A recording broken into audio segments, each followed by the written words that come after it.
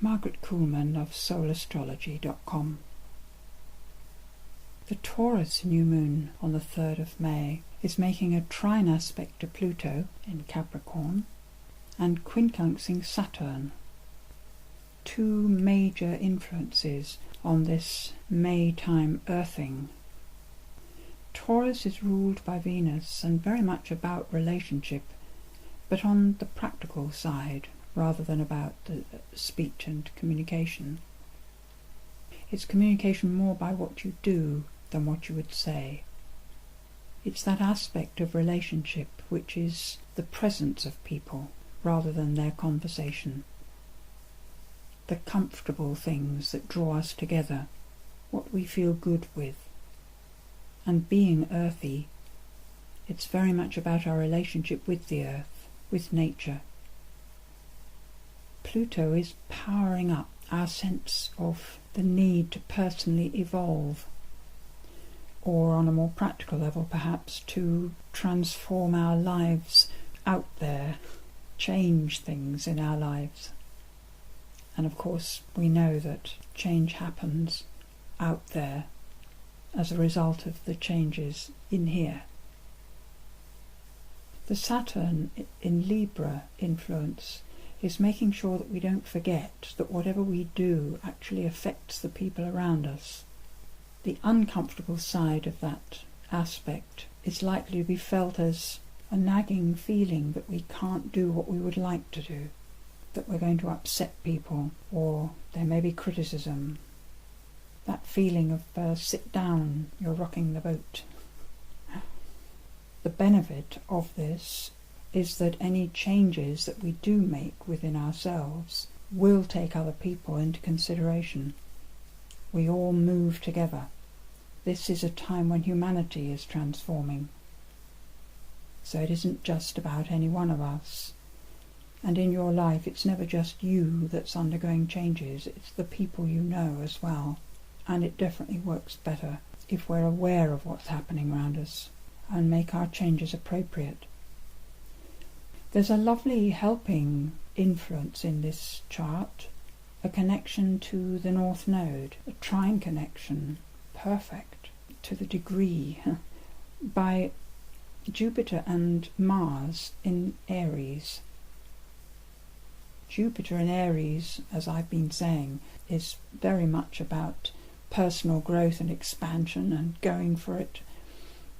And Mars over Jupiter energizes it, as that energy, the Mars energy, is the energy we do things with. The fact that they both line up with the North Node suggests that what we are actually planning to do, the moves we actually make, the plans particularly that we make, are in line with what is appropriate for us all at present. That the ideas behind what we do are in tune with the moment. It's as though there's a strong optimistic feeling that we can use, like finding on the crest of a wave that you actually have a surfboard, so you can go a lot further. Aries is heavily emphasized in this chart, as it was in the last new moon chart. And here we've got Venus and Mercury very close together and in the process of going over each other. So communication, basically, is because we want to communicate. It's loving, connecting, and pleasant, generally speaking. But the Aries communication can be thoughtless on occasions, and generally is direct. And to several of the other signs in the zodiac, this can feel a bit like being attacked. The Aries communication can come across as feisty when all that was meant was honesty, so that the relating that's happening is true, rather than hypocritical or pussyfooting. We're not going to get away with that communication, because Saturn is staring at the two of them across the chart. So if anything is spoken out of turn, if anything is uncomfortable in communication, it's liable to show up immediately. And on the other side, if there is too much control, somebody is going to be spitting about it. On the 11th of May, Mars moves into Taurus. So I think from then on, the drive to go for it will be a little less. Jupiter stays in Aries until early June, but the shift of Mars out of Aries enables things to calm down a bit. The practical realities have to be approached and dealt with. It's not enough to plan and have good ideas. So from the 11th of May onwards, the work that has been planned will probably get properly underway, but may proceed a little more slowly than one had hoped.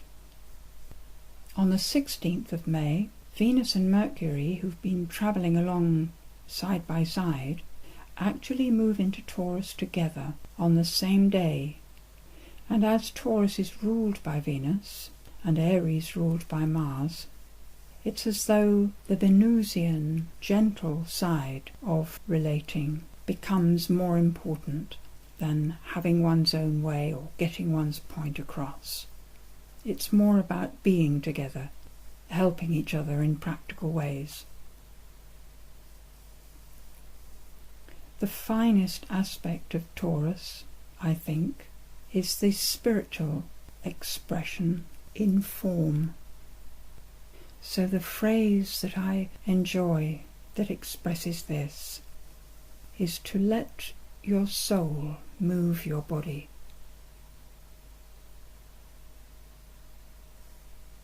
There are more comments on my website, and the contemplation follows. Whatever the weather conditions around you, feel the air on your body. Connect with the weather and the season, allowing it all to flow into you and through. Be part of nature where you are, and fulfill your body's space within the three-dimensionality of life. Own up to being a part of reality now, and offer what you are to what surrounds you.